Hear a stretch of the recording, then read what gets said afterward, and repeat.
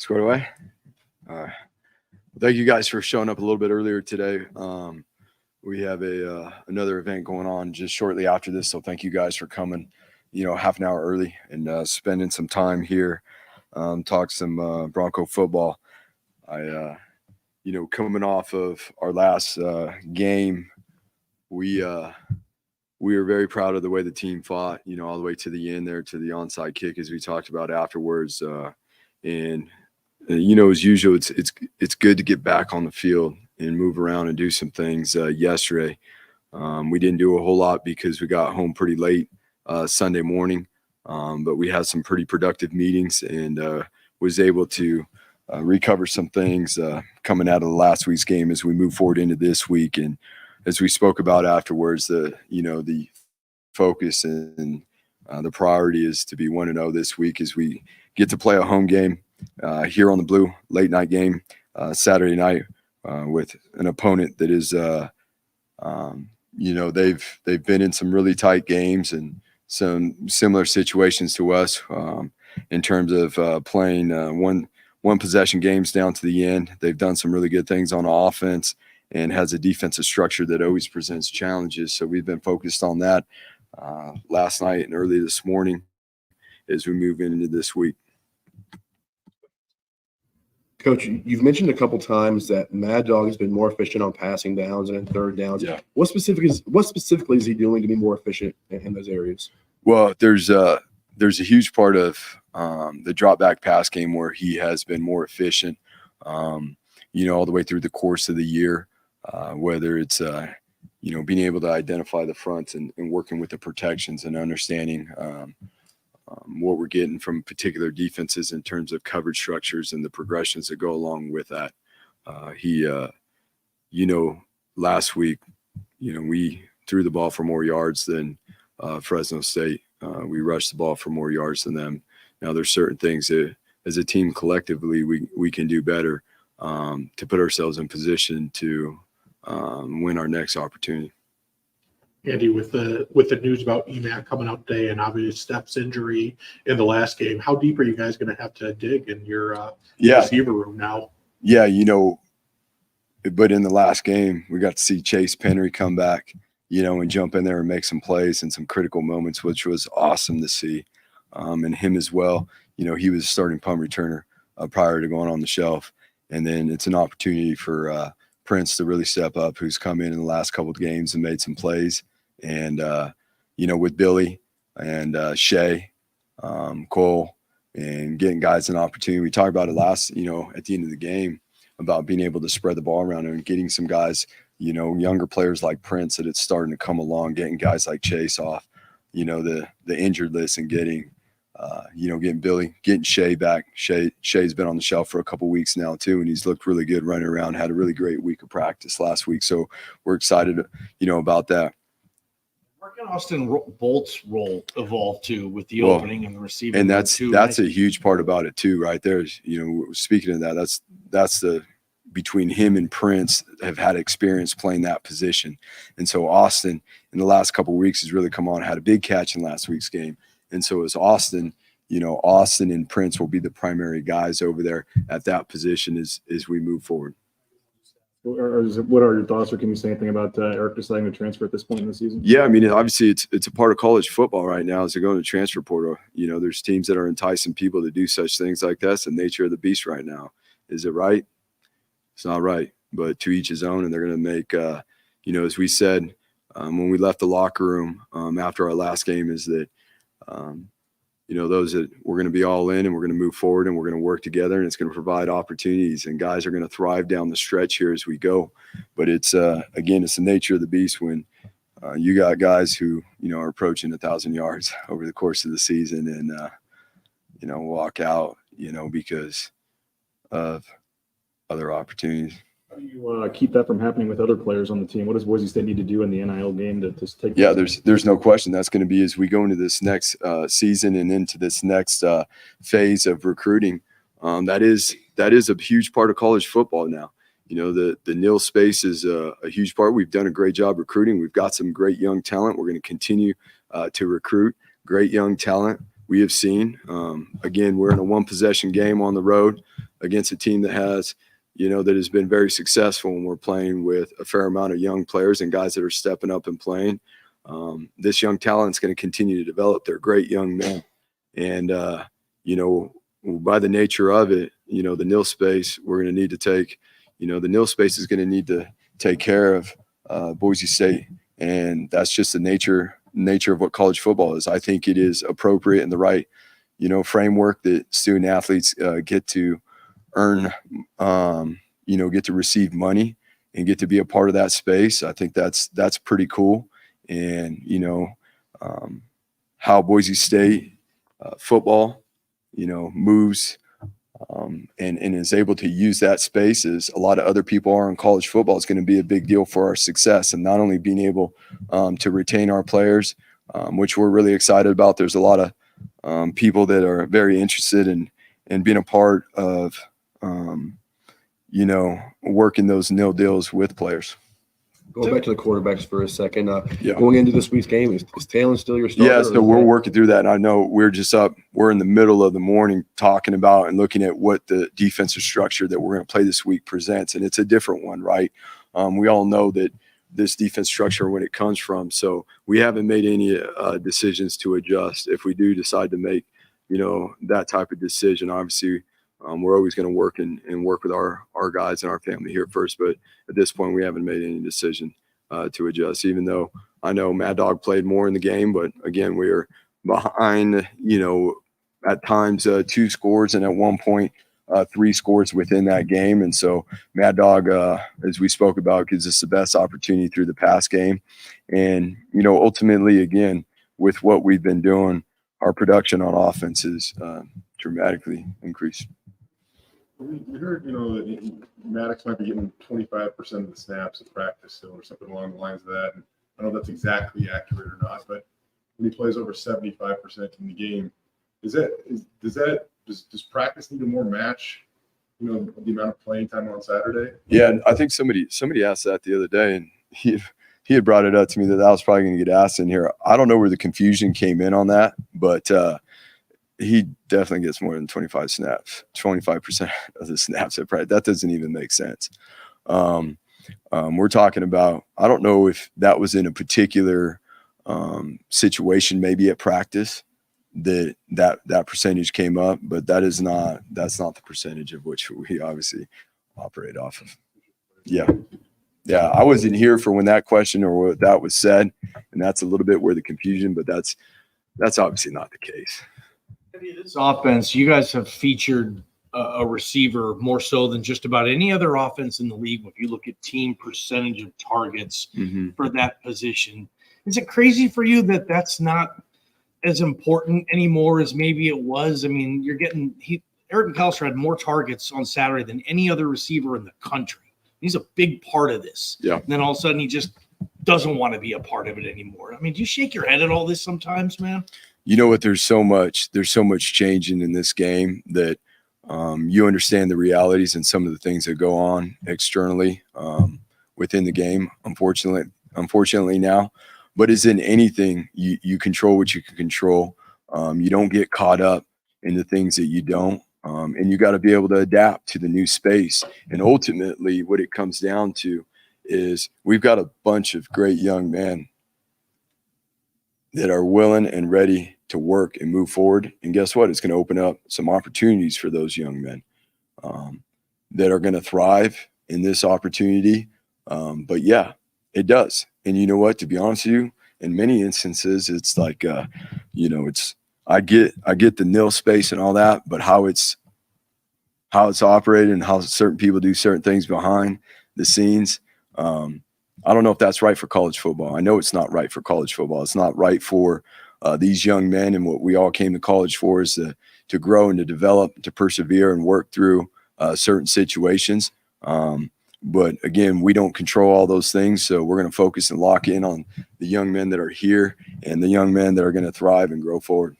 Transfer portal doesn't open for like another month. So, I mean, nothing should have already been happening.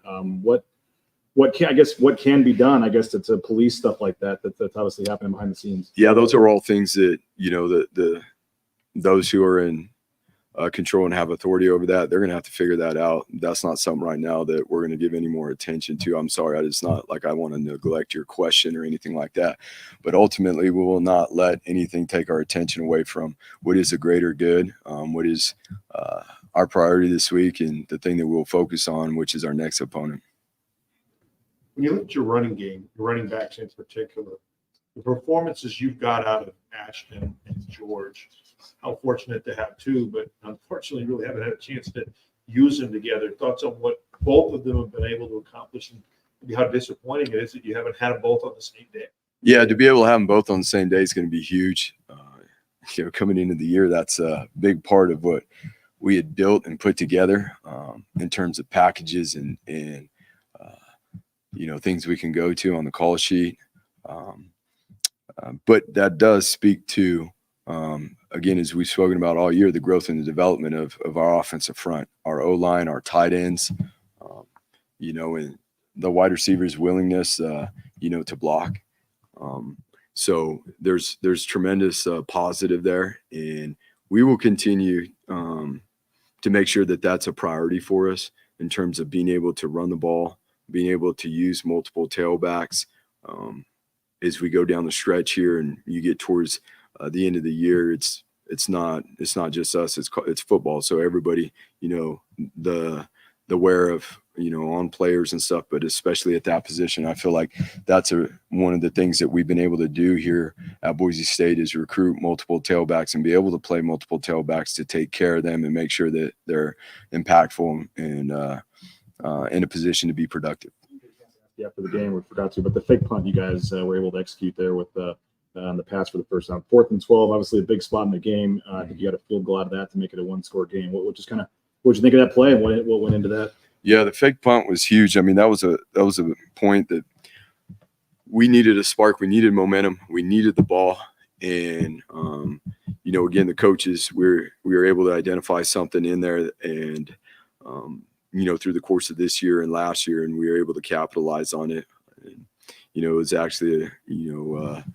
was actually a situation where we knew we were getting the look, but it's a matter of what one particular individual on the other team was going to do and whether he was going to cover Jaden or not. And so James did an unbelievable job executing it and seeing it through. And it was a huge point in the game for us. It really, gave us some momentum there and more importantly, gave us the ball back and we were able, to go score some points at that point. Austin earlier, he kind of had an unfortunate comeback from this injury or setback, I know, but how much is he capable of doing right now if you need him to do more? Do you feel like he is back at this point, or I know he was pretty diligent at times about how you reintegrate players coming off injuries? Yeah, and what's best for one person, is his circumstances and his scenario, and that's what we care about the most. We care about him having a quality experience as he works back in and has an impactful experience. And so there are some things that we got to be very mindful of with Austin as he jumps back in there. So he is going to be, a part of the mix now, and he's ready to go. But let's all know we got to be very smart about how we do this in terms of taking care of his body. As he works back in, he got in the last game and made a nice play, which is awesome to see. We all felt pretty confident that last week was going to be the week when he got his first catch and he was going to be able to do something. And he was, about a yard from staying in bounds on a stiff arm and scoring a touchdown, which would have been awesome for him, given all the things that he's been through. And we just want to see him continue to grow and have fun and thrive, and the rest will take care of itself. What's his recovery? What had that been like? Just kind of talk about the work you put in to come back from yeah, I mean, it was over.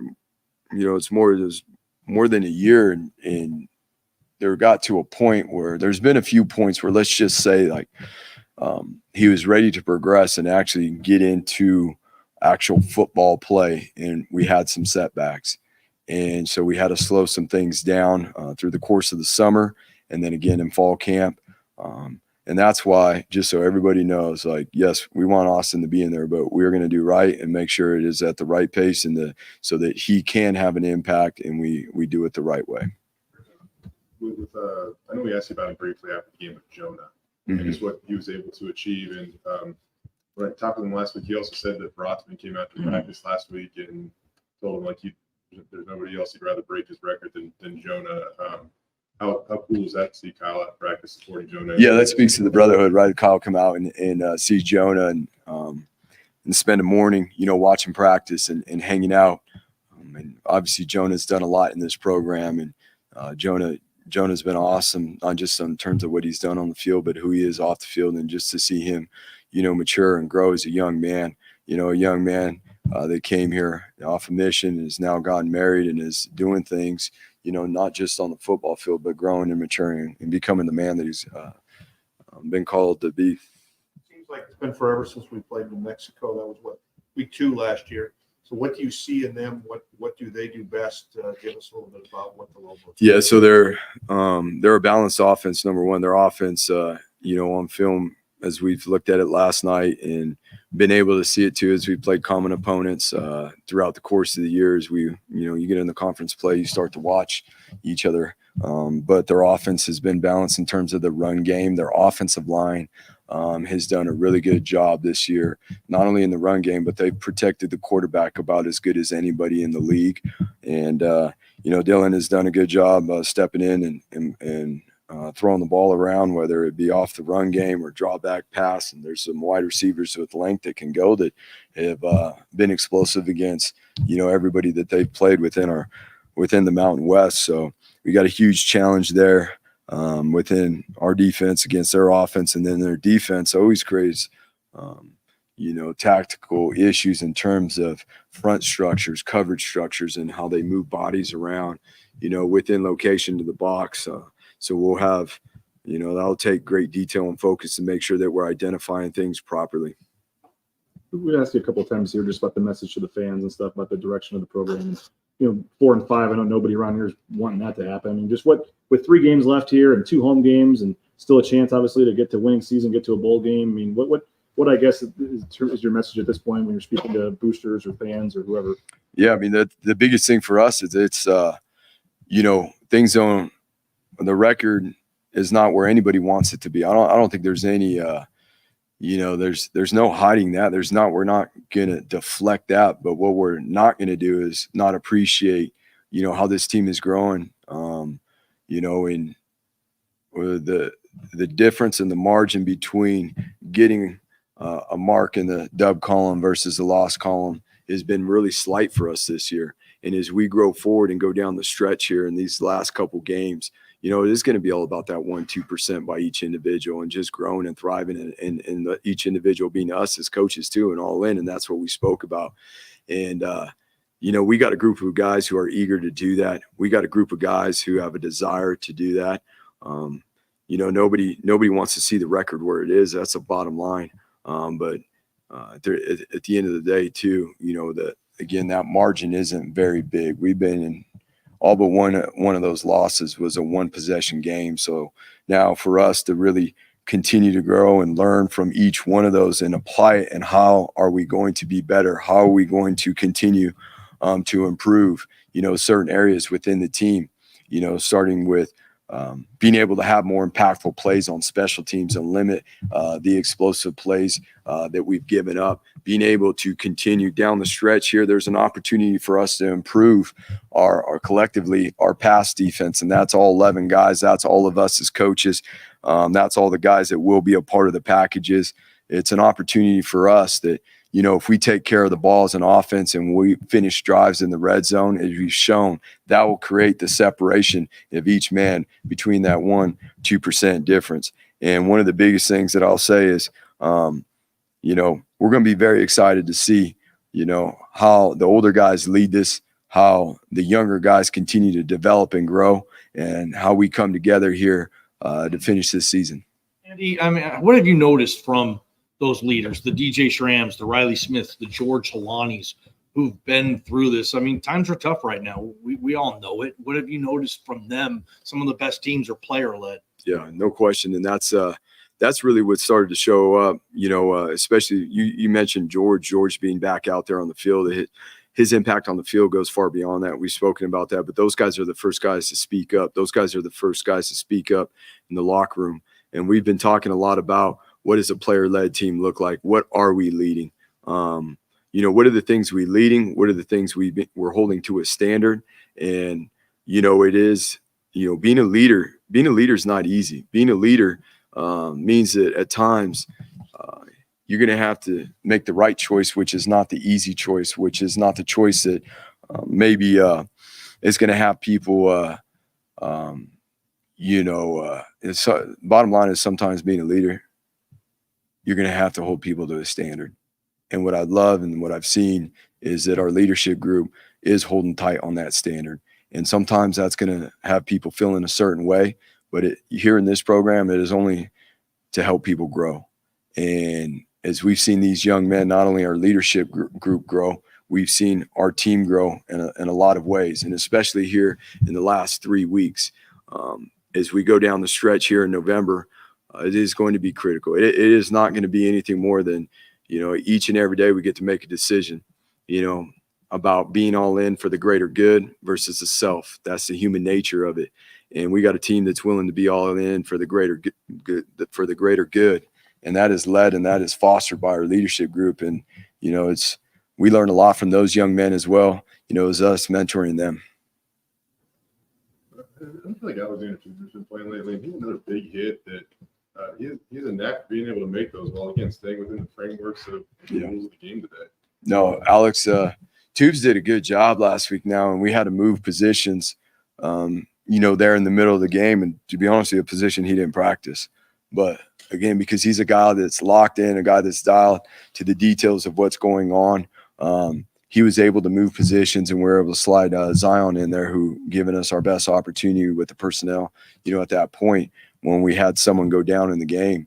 But Tubes has been playing well since he's come back from injury, and not only that, but just his leadership and his presence, the way he operates, the way he works, it's real confidence. And then it shows up. You specifically spoke about, his tackling ability and the physicality of which he plays with, because he's got real confidence, because he's earned it by the way he prepares, by the way he works at practice. And that's a huge part for the maturity of our team too, to grow forward, as an example, whether it's on the defense side of the ball or whether it's at the wide receiver position and new guys getting opportunities. It is going to be about the preparation before we get on the field, the real work on the field that will come to life, because you can talk all you want, but at the end of the day, that hard work fosters what you need when the lights come on and it's time to compete. You were mentioning Prince is one of the guys who kind of, you expect to step up now. He's a guy, I talked to his high school coach last week, kind of when he came over here right after the hurricane, he kind of just was like, I need to focus on football. Just how does he just kind of just focus on those stuff and not let the outside stuff affect him? Well, Prince is a young man that's been through a fair amount, growing up in the Bahamas, and the circumstances of the climate and the weather they get down there and the things that they endure, through hurricanes, and moving away from home and going, moving to Florida and playing there and living there with a host family in high school. Those are all things thrown at him as a young man that, in a lot of ways provides an experience for him to grow, to learn, but also throws him into it pretty quickly. In terms of having to grow up. Prince is a young man that cares deeply. He's a young man that's talented. And he's a young man that we look to. The reality of it is he's been so much. These are the type of guys that you jump behind, that you take your shirt off your back for, because they've been through so much. And, every day as we move forward is just going to be about, as with any freshman, what does the process look like for me to be successful today at practice? And if I do it today at practice and I take advantage of my opportunities within the game plan, then certainly as I stack days up throughout the course of the week, it's going to happen on game day. And that's a guy that you want nothing more to help Prince learn.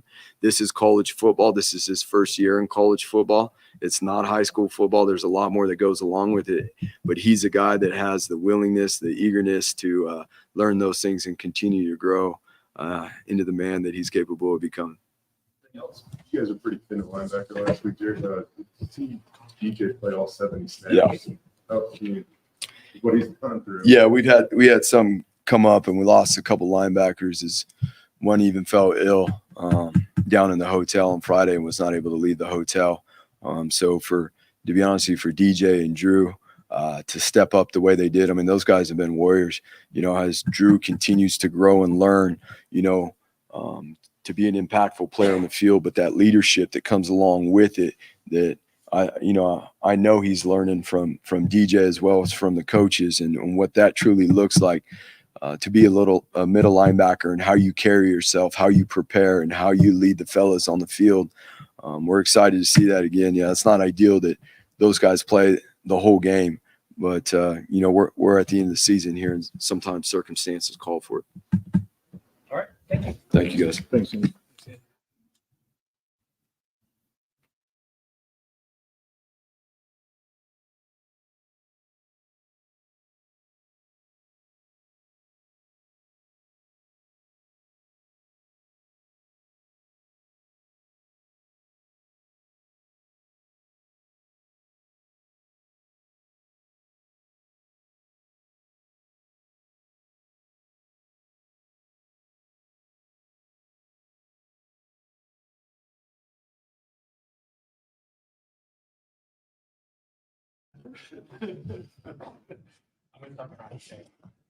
What's up, guys? Congrats again, BJ, on the win. Big deal for the Jayhawks. But appreciate you guys' time always on a Monday. Very disappointed in not winning that game Saturday for Bronco Nation, for our fans, for our community, but especially for our players. The amount of obviously work that goes into prepping for those games for a season, and as you guys can see right behind me, obviously our goal year in and year out here at Boise State is to win a Mountain West championship. And we knew going into that game how pivotal that game was. Also playing Fresno State, being a big rival. But obviously the implications of that game for the championship, breaks my heart that we weren't able to get that win for our team, for our players, for this community. So obviously a lot of things that we need to grow in, continue to grow in defensively, things that we knew from the bye week that we did better against Wyoming, a la tackling, winning third downs. We did not do as well, obviously, on Saturday night. So we're looking at, okay, what were some things maybe we missed from practice? What were some things that we didn't adjust to as well in games or in the game?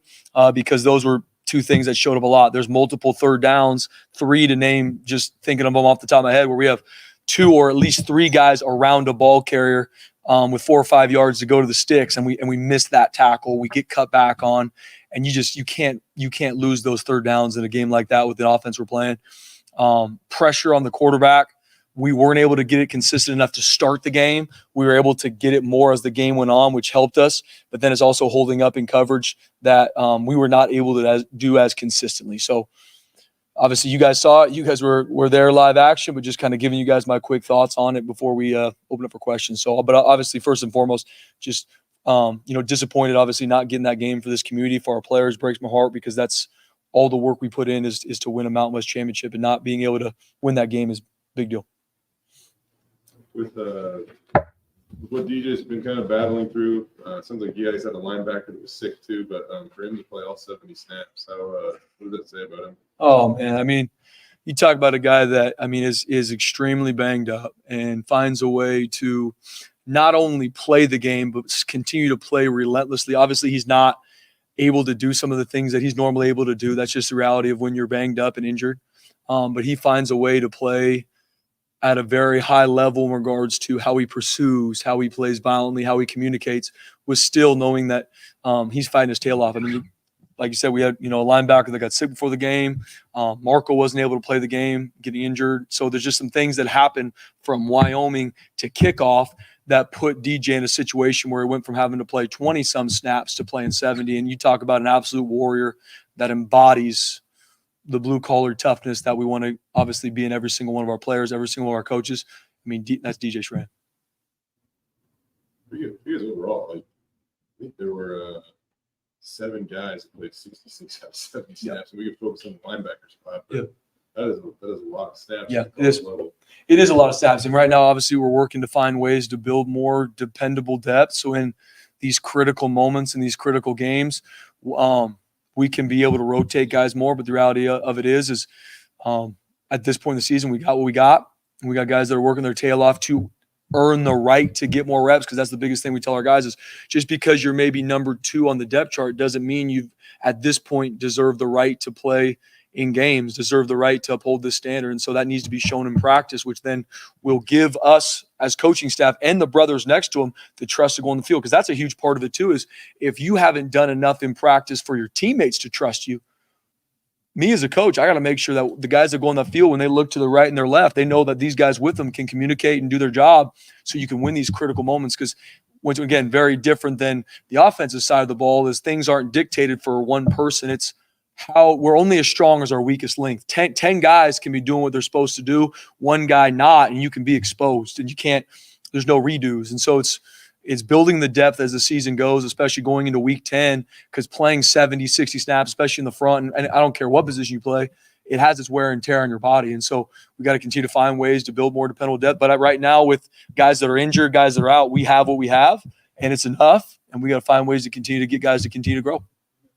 Third downs. I remember one of them that was a really bad spot, but some of the third downs that the last drive when they got the ball back with 4:40 left after you scored, you got one chance there. It seems like that's been maybe all season one of the bugaboos, just when you guys need that big stop, that big drive. I mean, is that why this year has that been? That's kind of been a staple of Boise State defense to make those plays. I mean, is it just the young players we're talking about, or why do you think that's been so critical this year?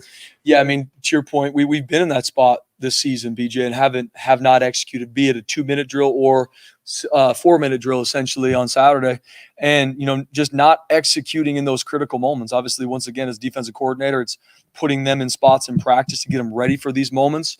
How are we going to be attacked from an offense? If it's a 4-minute drill where they're trying to kill the clock, or is it a 2-minute drill where we are winning and they're going to go try and get down there and kick a field goal or score a touchdown, win the game? And so, especially in that last drive, what they showed us is what they had shown us throughout the game. And so I think it's twofold. Obviously, first and foremost, making sure they're in the right spots and understanding these situations to win them in critical moments. But then obviously as a group, just doing a better job as we grow, that the route concepts, what we're seeing, like that is how we're being attacked, guys. So we got to do a good job from the sideline to how we communicate to our guys. Like this is what we have to defend. So in the most critical moments, a 3rd and 8 where we need to get a stop to get the ball back, they're probably going to come back to similar plays that they've run during the game and being able to win those moments and those critical downs. So there's a lot that goes into it, but we got to find ways to, and we're looking at holistic, we got to find ways to win those moments. We got to get the ball back to our offense. If it's a 2-minute drill, we got to get the stop to win the game. To your point, BJ, we hang our hat on that defensively. And in years prior, we've done a good job. We haven't done a good job this year at that. And once again, that's something that we're looking at to find better ways to do it. And so in these critical moments, we can make those plays, we can make those tackles, so we get off the field and get our offense a chance to go win the game. I'm going to ask you about Anderson's production a lot, but talking with him after the game, it seems like he's being forced to grow up pretty quickly and step into obviously a larger role when it comes to his leadership.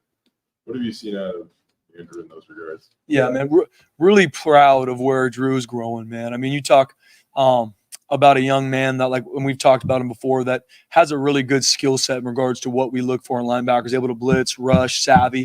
But he's just in regards to what we've asked for him throughout the year. I mean, if you guys, watching the game, we put him in a lot of different spots on Saturday. And similar to DJ, he played every single snap of defense from snap 1 to the end. There was not one snap him or DJ Schramm came off the field. And being able to play at a high level, to be on the attack, has been awesome to see. And not only just that, but watching DJ over the past couple of years, he's grown, and not only how he preps, the things that he sees from film study that he feels like he can be able to exploit. He's grown. And obviously still excited where he needs to grow. There's still a lot of parts of his game that I'm excited for him to step into that will even create more production for him. But very excited where he's growing, especially these past couple games. He's played his best football, which that's always what you're looking for, is where are we growing to? And Andrew's the kind of guy that obviously defensively you want guys that want to make a play, right? They're not outside of what your job is, but like you want them to run to your side because you're like, Coach, I want to make that play. That's the type of football player is. He wants to make a play, and he has the confidence that he can make it. And if he doesn't lose it. He just knows, like, well, you better figure that out because I'm coming for you again. And that's what we got to continue to breed with our team. And we have some guys that have that, and some guys are not there yet. We need to build that maturity to where that's the razor's edge you got to live. You got to desire to make it within the scheme, within your job, but you've got to have that confidence from how you practiced, how you prepped, to where you know you can make that play and you want to and need to. Coach, put the ball down, give us a call. Let's go play this game, whoever we're playing, because I'm going to make a play.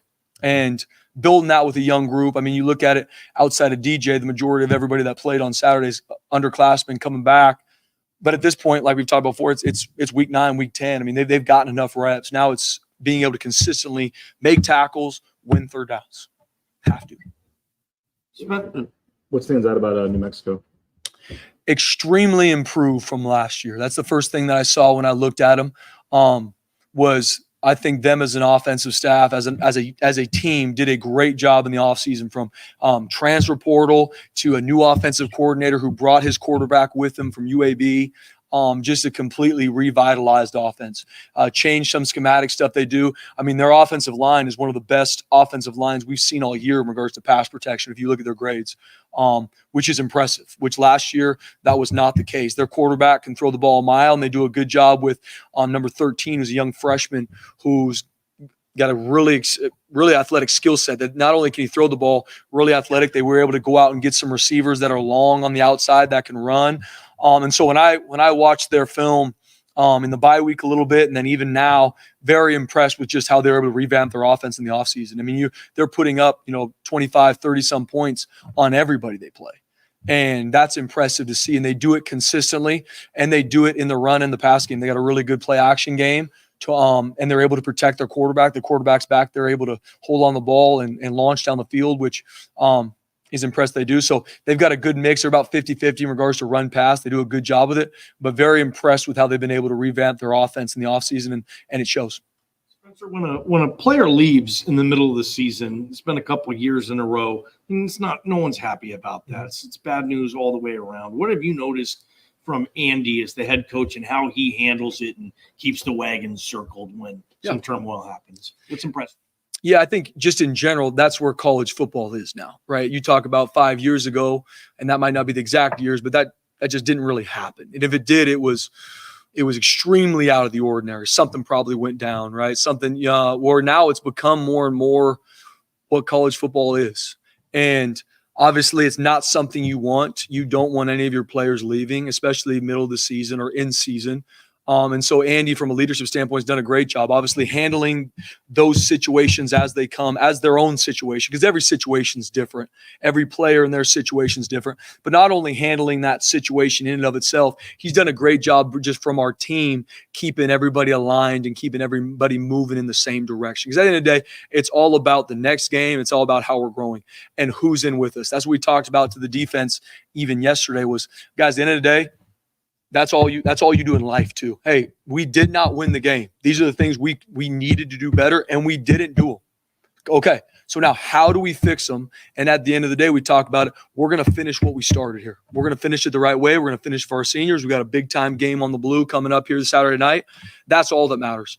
And as things come up, someone leaves, things that start to pull away from that, the biggest point of emphasis is focused on what do we control and are we all going the right direction? And everybody's in with that. We've put in all the work to finish this the right way. And Andy's done a great job from the top down leading that. Just, hey, this is what we're focused on. If things come up where someone leaves or things that even other outside of that come up that might distract, keeping our guys focused on what can you control. We can control on playing New Mexico Saturday night. Lines, you mentioned earlier, no one's happy with the record. No one's happy with where you guys sit. How hungry is this defense to finish things out the right way? Yeah, extremely hungry. And at the end of the day, it's another opportunity. And that's what we told them. Yes, obviously winning Saturday night, putting ourselves in an opportunity to play in a championship game is why you come to Boise State. That is the standard here. We understand that as a coaching staff, as players, that's why they're here. But the reality of it is we got 3 regular season games left. We've got a home game on the Blue. And like I was talking about earlier, is true competitors that have that real confidence. It doesn't matter where you're playing, who you're playing. Coach, put the ball down, give us a call, and let's go to work, and we're going to play with our brothers next to you. And we just want another opportunity to play together and play well. And so our guys are hungry. We do got a group of guys that are excited to grow. There's some things we did Saturday night that we grew out of that kind of showed up a little bit that we got to make sure we get fixed, and we will. And we will. And our guys are excited to do that. And the fact of it is, like we've talked about, yes, we do have a group that's young, Most of them are all coming back. There's a lot of snaps in that game where all of them are coming back, but it doesn't matter at this point in the season. We've all gotten reps. There's a standard with which we need to play good defense, and we didn't get it done consistently on Saturday against Fresno in critical moments. We lost the game. Now it's our next opportunity, which is New Mexico Saturday night. I know that how you guys work on tackling has evolved over the last few years. Oh, yeah. In football in general. But going into week 11, game 10, how do you improve that or work on that in season, especially when you're so banged up and things like that? Yeah, you got to be very intentional with the reps you get, Jay. So the reps we do get at practice, we're not taking anybody to the ground in practice, but the reps you do get to get a wrap on a body, they're less than they were early on in the season, but we are still going to get some, and we have to be extremely intentional to get that work. And then in tackling circuits and drills and in individual situations, making sure our guys are in the same tackles they're going to see in a game. So if it's a huge point of emphasis from Fresno State, one of the ones BJ's talking about, we got 3 guys tackling one with nobody blocking them with 5 yards to go. We have to maintain our leverage. If I'm an outside in player, you have to stay outside in and not just try and run. Like we didn't do a good job of that on Saturday. So that's going to be drills we're going to work in practice to make sure guys understand their leverage. Now we're not taking guys to the ground, but if I keep my leverage, my body positions the way it should be, then at the end of the day, the violence of it that's going to happen in a game usually can take care of itself if your body's in the right situation and you're using your help so that we can not only win those third downs, we're not playing 2nd and 2, we're playing 2nd and 8, which just to re-hit some other things on Saturday, that's another part. We did a good job stopping the run, but where they were able to get the extension of the run game was the RPO to the perimeter, where instead of tackling it off for 2nd and 8, it was either a missed tackle or a tackle that wasn't a positive angle tackle, so it turned into 1st and 10 or 2nd and 1, and then you're behind the chains and you're consistently working to catch up. All right. Thank you. Appreciate you guys.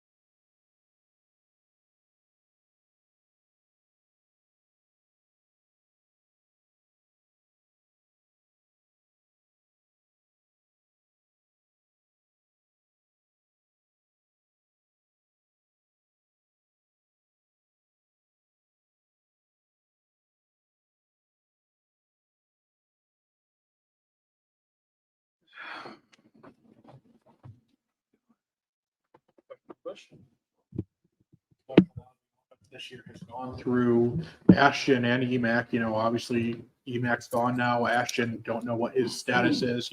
How important is to find new guys now I guess that's, might be an obvious question, but how important is it to find new guys that you can run the offense through now? Yeah, it's critical. I think that's the one thing about this offense through the course of the year. There's been certainly some moving parts, even up front at the offensive line position, guys getting healthy, guys getting injured. And so, if there's one thing to that, probably had a little bit of experience over the last 6 to 8 weeks with it. And that's our jobs. That's then when someone like UMAC decides to leave at this point in the season. Yeah, it's certainly tough. And, I'll just address it. I think nobody was probably more proud of what Eric accomplished than me. He's come a long way, and from his development through high school and to what he's done. I think the timing is the toughest thing. For me, my heart hurts, and just that we're talking about a guy that's up for the Bolitnikoff. He's 120 yards away from a 1,000-yard season, and those kind of seasons don't come often. You can play football for a long, long time and not have that production. So I got a lot of love for him, but the timing on this one hurts. This is a resilient group. They've been through this, and by the nature of college football, I'm sure it'll happen more and more. Bush, you're giving EMAC more opportunities than just about any OC is giving any receiver in the country. Does it kind of make you shake your head a little bit that it's not that's maybe not what it's about anymore. I mean, Emacs 19 targets were #1 in the nation Saturday. You guys are getting him the ball. Yeah, that is a tough one to swallow for sure. Again, I go back to the targets. I go back to the production. Again, it's those types of years, that don't come very often, and so that's what makes this one hard. We obviously got to move on from that standpoint, but there's no doubt about it makes it hard. Andy said a couple times that Madsen is more efficient in passing downs, more efficient on third downs than Talon. What specifically is Madsen doing to be more efficient in those areas? I just think he's got a great feel for the pocket. That's a strength of his. I think drop back pass is a strength of his in a lot of those situations. Certainly, as you guys know, whether you're in 2nd and 10 plus or you're in 3rd and 7 plus, there's not a huge element of surprise of what the offense is getting ready to do. And I think in some of those situations, when we've gotten to those situations in games, he's been able to go in there and not only make the throws needed, but make vertical runs, which I think he displayed in this last game.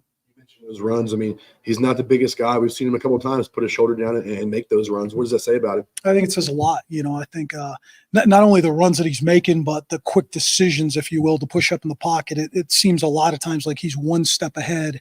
The defense is still dropping while he's already taken off. And so, again, he's a great instinctual player. Certain things there in that last game obviously continue to show that, whether it's knowing when to get the ball to his check downs, when to push the ball down the field. And that's certainly a skill set of his that we rely on. A lot made about how you guys are using the quarterbacks and when they're coming in and out. And what was kind of the starting Talon for one play and then making the switch right there? I mean, that's obviously something you went into the game knowing was going to happen. What was kind of the thought? I mean, why not just start Madsen at that point? Yeah, there's probably a little bit of both, just out of pure honesty. I mean, so much respect for what Talon's done, for what he represents, and in a lot of ways too. Like we were planning on starting with a mid-zone read. We felt that was the right call. We had done it twice earlier in the year and created an explosive play out of it. So maybe there's a mixture of that. Obviously, the way the games have been turning out, Maddox has been out there more. So I'm not trying to avoid that question by any means. But there's so much respect for Talon as well that we really feel they're both going to be out there and then they're both going to be in on the opening drive. I've seen Bolton practice. Looks like he's coming into his own. Nice play on Saturday. I mean, with the loss of McAllister, Bush, there's a lot of targets to go around. How eager are some of these receivers? And what's your plan to use a Prince or a Bolt? Like this receiver rotation, are we going to see it look a lot different now that there's no EMAC? Yeah, I think so, certainly. We're certainly excited about what Austin can do. I think the tough part is, and you guys understand this, is like these are guys that have been out for a long, long time, right? So for us, it's like they're back. Let's just throw them in there. Let's get them 65 reps a game. I mean, even for George, like I feel from game 1 to game 2, just getting his endurance back. So that's still on our mind with a guy like Austin. But I think there's going to be a lot of opportunities, as you know, for a large group of guys. Prince having gotten his feet wet to be ready to step up. Billy Bowens is going to have that chance. Chase Penry is back and healthy. Shea is in the mix. So, again, we're really going to rely on those guys as a collective group, if you will, to carry that load. How deep is this receiver room going to need to go? I mean, especially because, even Steph got hurt in that Fresno State game. We don't know what his stats will be. Yeah, it'll be relatively deep, So, again, Matt Miller's done a great job all year. He really has, and the development of those guys. And with that being said, it is a deep group. I just mentioned, 6 guys there that we feel strong about can go out and make plays, and we'll fully look forward to them doing that. Henry out there over the weekend. What do you envision as his role in this offense, and what value does his experience add to that room? Yeah, it's huge. Chase is one of those guys that I keep using that term instinctual. But whether he's inside, whether he's outside, he knows how to play the game. I think whether it's blocking, just the intricacies of route running, the toughness. So in a lot of ways, he's a guy that's a glue guy for us, if you will, in that room. We can put him in a lot of different positions. He's extremely sharp, and he'll be critical for this game. Talked a lot about production. The way you guys have ran the ball at times, you played against quite a few stacked boxes. He was the most targeted receiver in the country on throws over 20 yards. How much do you need that type of presence in order to continue to run the ball, I guess, the way that you have at that position? Yeah, it's a great question. I mean, I think we will need it. You guys know that anytime you become one-dimensional, it's not a good thing.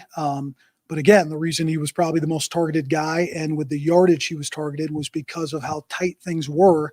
And again, certainly a strength that Talon's has been throwing the deep ball. And so, again, a lot of this is right. This is what we're here for. And our main job, you got 3-4 days to kind of put together who's going to be in there, what it's going to look like. And we're looking forward to that challenge. Dumb question, but you look at where you're at now with 3 games left. You can play guys the 4 games and not have them redshirt or not have it count as a year. I mean, is there any value to getting a guy like CJ Tiller some action down the stretch here? CJ's done a tremendous job. He really has. I was just talking to him probably yesterday in my office of certainly it's been a long year, right? In the quarterback room, certainly there's been a lot of moving pieces, but his development's been awesome. We have a lot to play for too, though. This is certainly an opportunity to play in one of the greatest settings in America on Saturday. We got postseason play on the line, and we're still going to make those decisions based off of what puts this team in the best position to win.